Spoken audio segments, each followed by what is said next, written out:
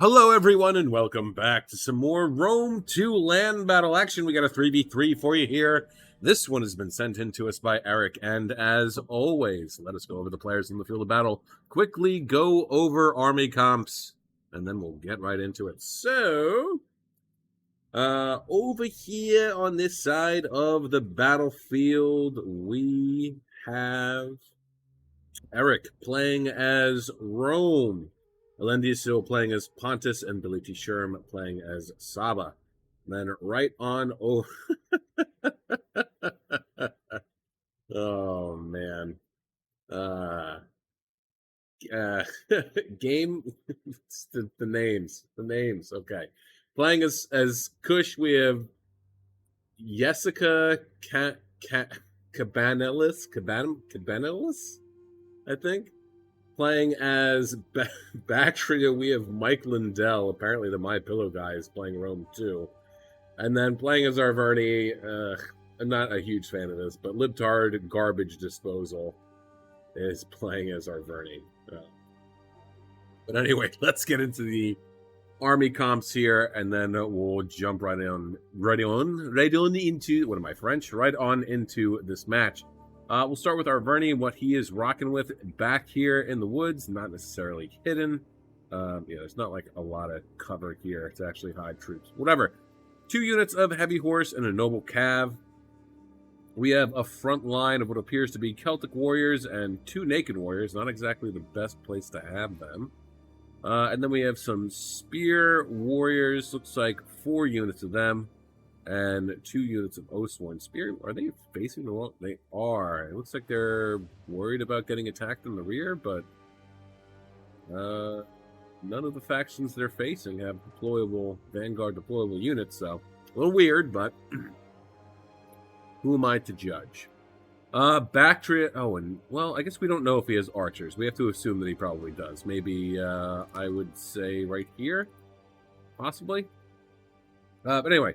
Bactria is bringing, looks like, 4 units of mercenary Scythian horse archers. Pretty solid unit. We have some Bactrian noble horse there. Hellenic cataphracts. Where's the general?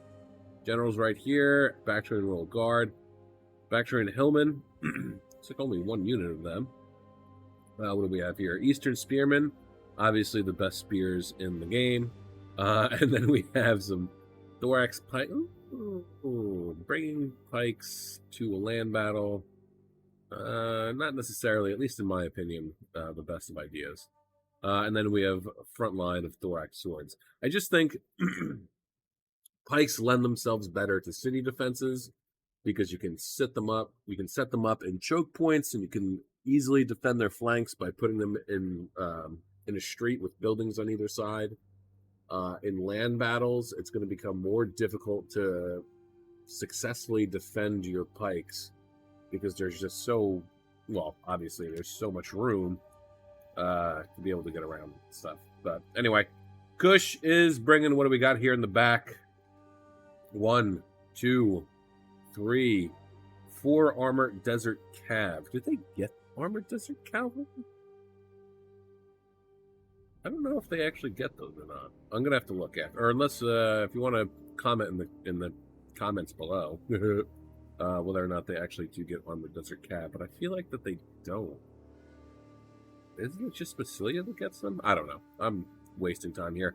Front line, we have, let's see, what do we got? Some 1, 2, 3, 4 slave slingers. Royal Chrysaor Archer is the general.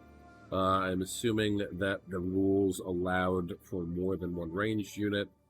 Front line is 1, 2, 3, 4, 5 swordsmen appears. Not a terrible unit. They're actually pretty decent. Armor ratings, or melee defense is pretty good too. 50. For a pretty cost-effective unit. We have some Nubian spearmen. 1, 2, 3 Shotel warriors, another Nubian spear, and then 2 armored Shotel warriors. Now, over here, Rome is bringing what we got. We have some general and bodyguard, 2 units of African elephants, 2 Saki Equites Extraordinari, ready and raring to go. And then we have this 1, 2, 3, 4, 5, 6 war dogs. Back line, we have 1, 2, 3, 4, 5 gladiatrices, and then 2 spear gladiators. I can almost guarantee you that the Kush player saw that Rome had been selected and immediately chose Kush, because that's usually pardon me, my voice is a little raspy, but that's usually how it goes, right? In multiplayer battles, you see someone who picks Rome, and well, somebody's got to pick Kush so it can counter Rome. But they didn't expect war dogs. They did not expect war dogs. I expect we'll see some great things from those puppers. Anyway, Pontus is bringing what we got here. We have 1, 2, 3 Cappadocian cavalry. 1, 2, 3, 4 Scythian horse archers. Or is it Royal Scythian horse archer or just regular? General is Pontic Royal Cav. And then the front line, we have 1, 2, 3, 4 mercenary Celtic warriors. And then the back line consists of Pontic swordsmen. And then Saba, of course. Last but not least, bringing 1, 2, 3, 4 slingers. Then we have, what do we have here? Mazgat Marauders, 1, 2, 3. 3 Sabian swordsmen. And we have 2 Marib Guard. And then, of course, actually, no, we have 3 Marib Guard. No, 1 Caravan Guard. Never mind. I'm getting ahead of myself. And then, of course, the Camels. Marib Camel Cataphracts. And then 1, 2, 3, 4 Sabian Camel Cataphracts. I think Arverni is potentially in for a terrible time. Bactria might be as well, too. I think it's going to really depend, though, on what Arverni is going to do with these 3 cab units here.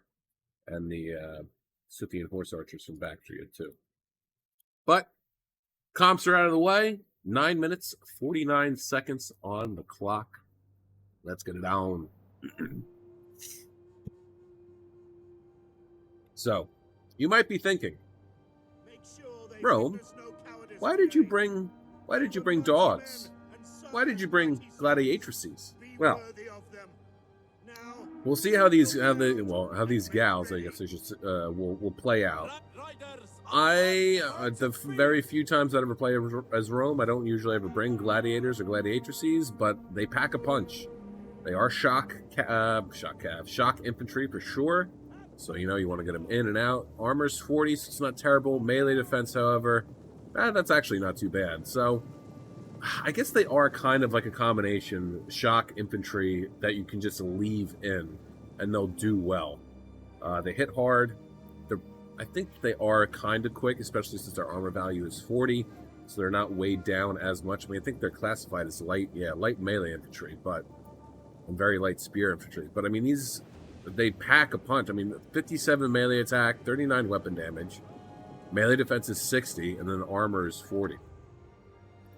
Mercenary Scythian horse archers moving on in from Pontus, scaring off the horse archers from Bactria. Let's move over here real quick. I just want to see what's going on with Saba. Saba's moving up aggressively alongside Pontus. Slingers out front first. Possibly maybe even to debate Arverni into going in for a charge here. Arverni, however, is shifting some of his resources off to the flank. He sees these camel cataphracts on the wings over here, and he probably has a pretty good idea of what is about to come here. Meanwhile, over here, handlers are wavering. They're breaking. That's no surprise, but dogs are on in here. The handlers might be gone, but the dogs will remain. Let's go back into regular speed. Here come the handlers again. And honestly, this isn't necessarily a waste. I understand that they're, breaking immediately because they're getting focused down with Javi fire, but that's the point. That's the point. He's forcing Kush because he betted that Kush didn't set his infantry. At least I'm guessing. He betted that Kush didn't set his infantry to not fire at will, and then he put those handlers there so that they would toss some javies. And look at that. They had nothing to throw at the gladiatrices because they wasted all their javelins on the handlers. Smart thinking. Smart thinking. I mean, I understand, you know, he lost. I'm pausing. I don't want to pause it. He did lose units, but, I mean, the handlers don't really do much of anything anyway, so it doesn't matter in the grand scheme of things. Meanwhile, Pontus and Rome menacingly coming around the flanks of Kush and Bactria. Kush moving his armored desert cav in to take on the Cappadocian cavalry here. It's going to be a little bit of a fight. We'll see who ends up coming out on top. I don't think the Cappadocian cav...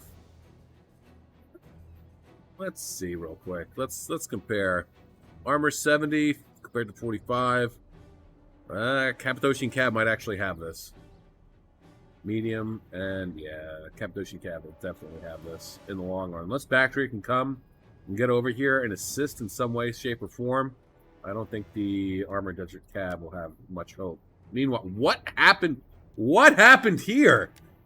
Oh, jeez. I thought... I got so focused on Pontus and Rome circling around Kush that I got the starting positions flipped. And I thought that Saba had completely encircled Arverni. My goodness. It's still kind of early for me right now. I'm tired. I've had a long week. Meanwhile, ooh. Pretty thin defensive line here from Arverni, but I mean, he's kind of got to, or Saba sort of has him. Not necessarily. Oh, no. Look at that. Arverni has not set his archers to defensive formation. They are running headlong, trying to go after the slingers from Saba. This is just a happy accident. Unless Arverni is a newer player, this is just a happy accident. Wow.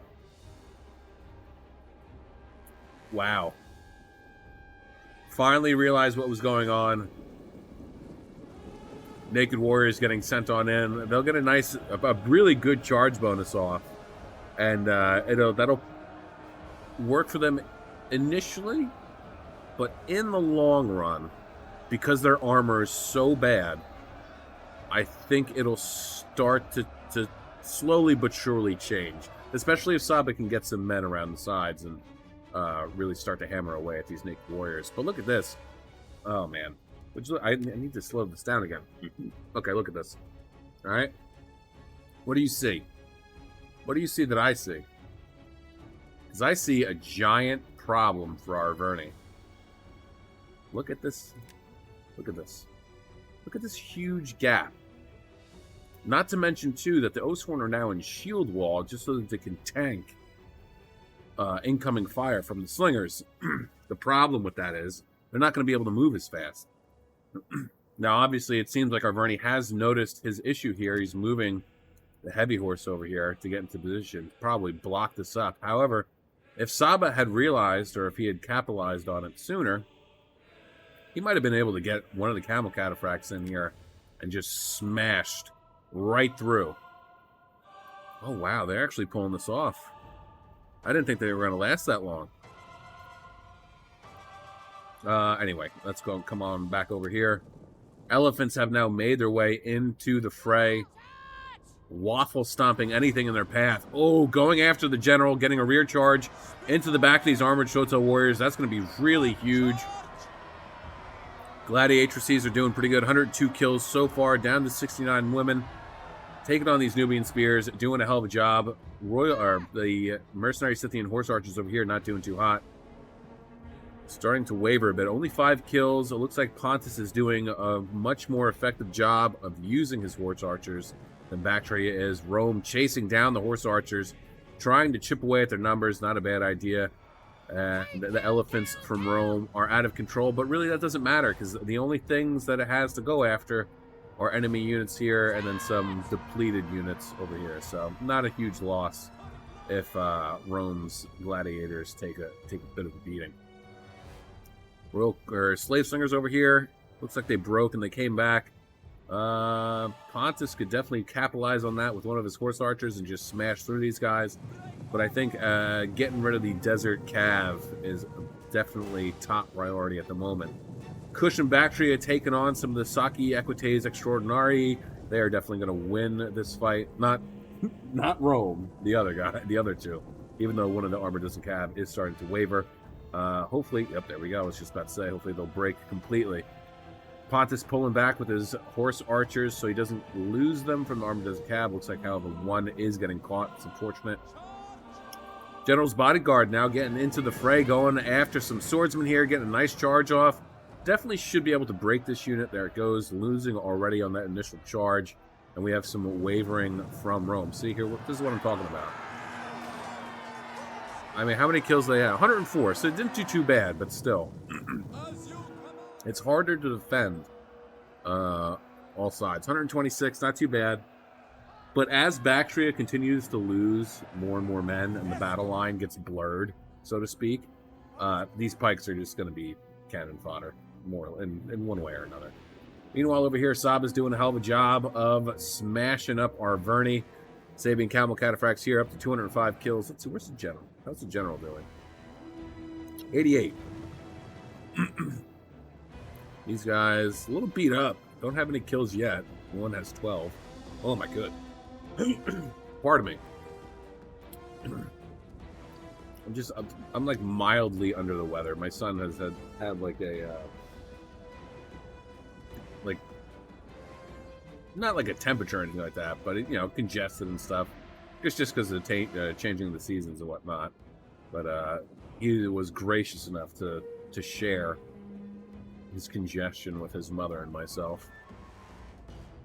All right, Rome coming over here to take on the Bactrian horse archers, chasing them down as they are tanking some shots. This is going to be a little bit of a losing fight, unless, of course, they're out of ammo and they decide to go toe-to-toe with the shot cap here. But personally, I think that these guys could be better utilized somewhere else. Ooh, pardon me. I'm just going to go ahead and have to say, though, that he probably clicked to attack and then got distracted with something else. And then they're just going.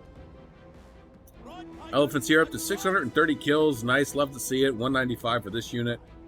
How about are the gladiators doing? 236 and 142. Not bad. Horse cab, though, over here coming in for a charge against the elephants. Not really sure how effective the charge bonus will be against elephants. I just don't see, like, they're so huge. Like, how effective could a charge bonus against something this big actually be? You know what I mean? Hilariously, too, they charged into the elephants and immediately started to waver and then break. So, yeah, maybe a charge bonus against elephants doesn't really mean much of anything. Look at this, though. Rome coming after Bactria's general. Gonna... Ooh!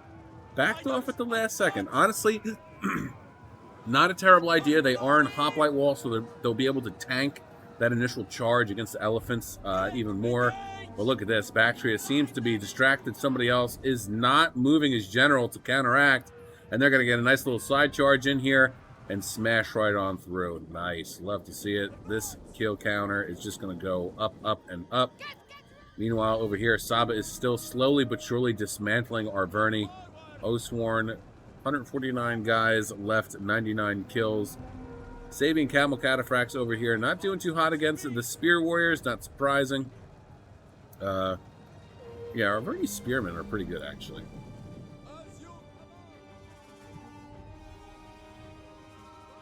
Let's see if we can't get something going here. As far as... because there's only 57 seconds left.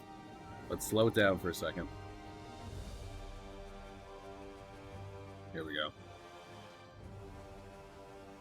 Coming right for these guys.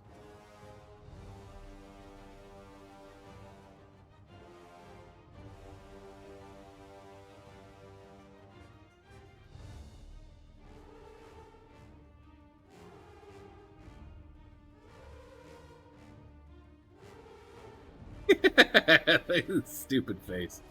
Man. I am easily amused. Because I'm a child. Anyway, getting right back into it.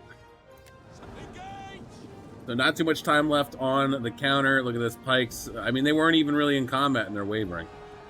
And they're about to get rear charged. I think, maybe? No, I guess not. But they're gone. They're going to be getting out of here real quick.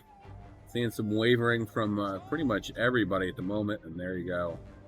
This battle is over. Who's left? Eastern Spearmen. They were literally the last one to start flashing, but they were one of the first ones to retreat. That is it. Who do we have here? Who's gonna take forever to break? Helena Cataphracts. And then, yep, that's it. All right. All right. That was pretty good, yeah? My goodness. Eric with 2,783 kills, the most out of everybody here.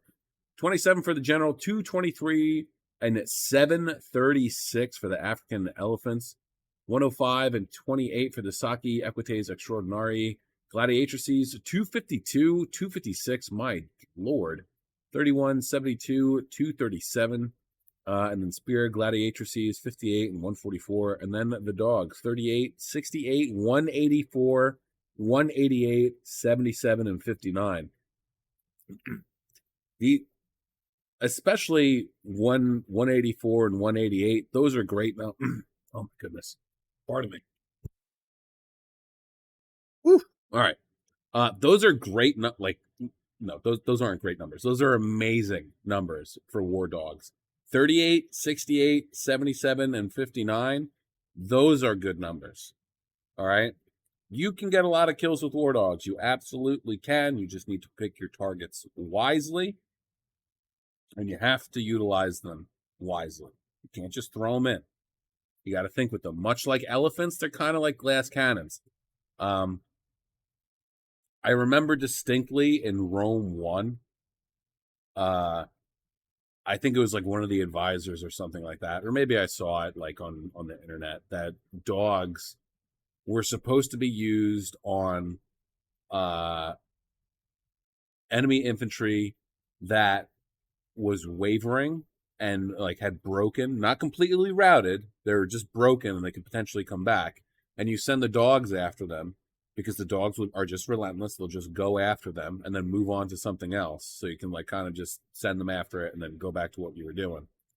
And then in Rome 1, they also had flaming pigs that you could use against the elephants. Kind of wish they would bring those back, but whatever.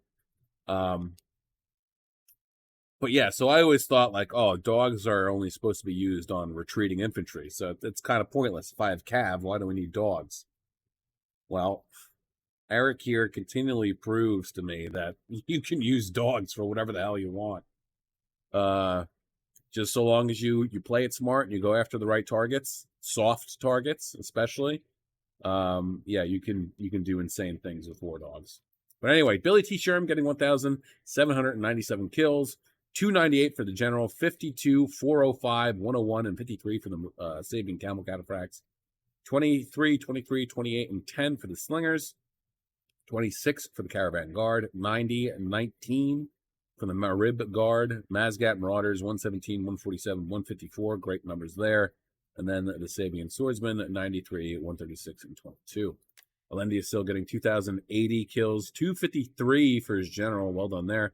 56, 32, and 43 for the Scythian Horse Archers, or no, for the Cappadocian Cavs. Scythian Horse Archers, 88, 133, 111, and 97. Celtic Warriors, 55, 19, 14, 132, well done. And then the Pontic Swords, 175, 40, 61, 168, 204, 137, 101, and 161. This is actually pretty good. This is really good, actually, because Pontic Swordsmen are not exactly, they're not great. They're like a peg below off. They're a peg above awful. Not exactly what Pontus is known for, but there it is. Mike Lindell getting 1,800 kills, 145 for his General, 49 for the Backstreet Noble Horse, 128 for the Hellenic Cataphracts, 16, 6, 67, and 38 for the Scythian Horse Archers, 40 for the Backstreet Hillmen, 15, 19, 7, and 2 for the Eastern Spearmen, best spears in the game, 106, and wow, he actually did really well with this unit, 231. Okay, I take it back a little bit. I still think that pikes are a terrible idea in land battle, so. And then Thorax Swords, 154, 104, 189, 127, 116, and 241. We know his name. 1,649, 134 for the Noble Horse, 221 and 11 For the heavy horse, 23, 86, 47, and 17 for the Gallic Hunters, 52, 54, 128 for the Celtic Warriors, 99 and 185 for the Naked Swords, Osworn, 215 and 111, and then Spear Warriors, 38, 45, 43, and 139. And then Jessica Cabanillas, I think, I don't know, 940, oh jeez, 945. 22 for the Generals, 62, 60, 45, and 48 for the Armored Cav, 48, 21, 33 for the Slingers, Swordsman, 40, 139, 46, 2, and 1. Armored Shotel Warriors, 34, 111, and 110. Armored Shotel, oh my goodness, only one? They had to have gotten smashed by elephants. That's the only explanation for that. And 54, and the Nubian Spearmen, 38 and 30. Well, that is going to be it for me today, guys. I hope you enjoyed yourselves. I know I did. Always love a good land battle. And with that being said, have a great day, morning, evening, afternoon, night, whatever time of day it is, wherever you are while you're watching. Just have a good one. Peace out, guys.